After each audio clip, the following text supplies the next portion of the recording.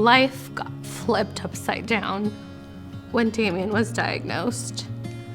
All the times that I thought I was failing my child, all the times I was angry, why my child? I get it now. I see why my child. He was strong enough. He's become a role model for people, and I'm his mother, and I'm gonna fight for him, and I'm gonna advocate for him, and I'm gonna be that for other families.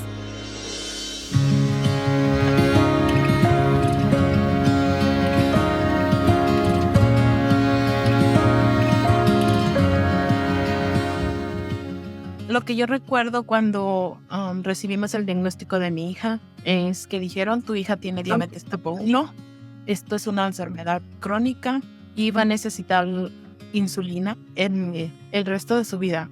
Nosotros somos de Nicaragua, Centroamérica, y el tema de la comunidad de diabetes tipo 1 no es tan pública.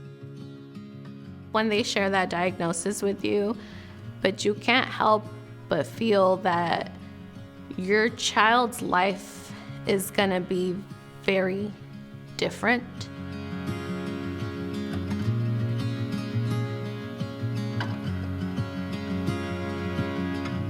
You picture what perfect life your child is gonna have. And to get that curveball thrown and to feel that my son is never gonna be the same because a piece of him is gonna be missing. Like there's an unhealthy piece of him that I can't fix.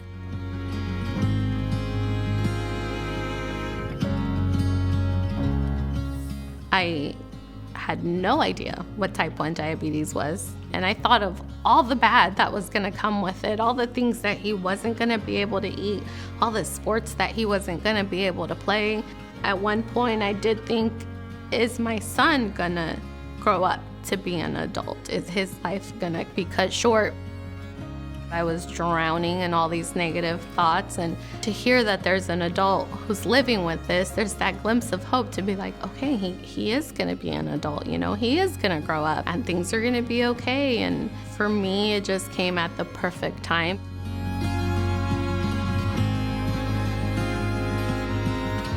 They gave me those tools and the bag of hope that I needed. They advocate and they educate, and to me it was just so inspiring.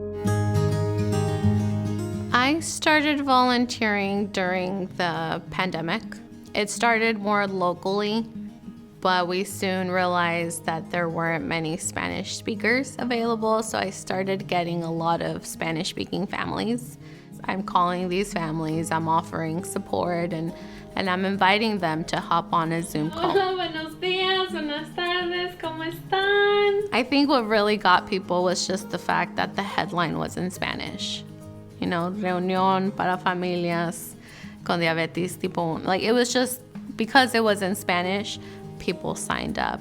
I think one of our first calls, we had close to 40 people log on all over the world. We had people in Mexico, we even had someone from Argentina, we had Spain, we had Nicaragua, we had Peru. Like, it was just, I didn't realize how one headline, the fact that it was in Spanish, that's all it took.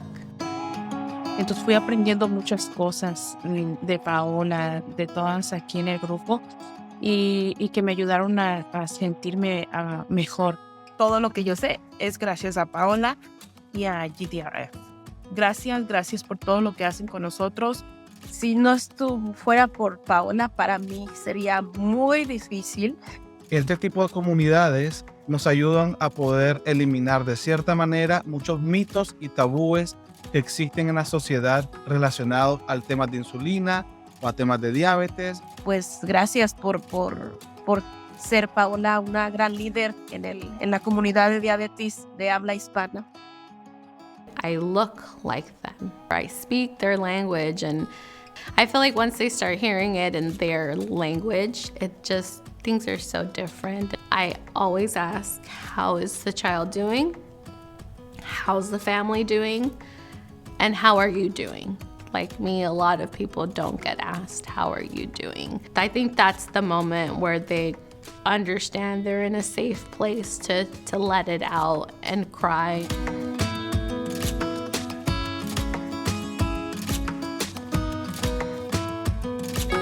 To be that person that people come to, for me, it's reassurance for myself to know that I'm where I'm meant to be.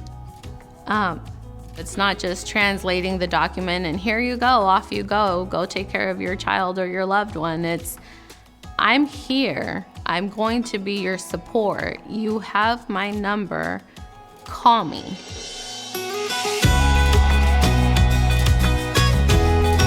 I want to see their kids be where Damian is, wearing their T1D loud and proud, and the parents to see them advocating and fighting for their child. And it's just so validating. It's almost like it gives you a purpose.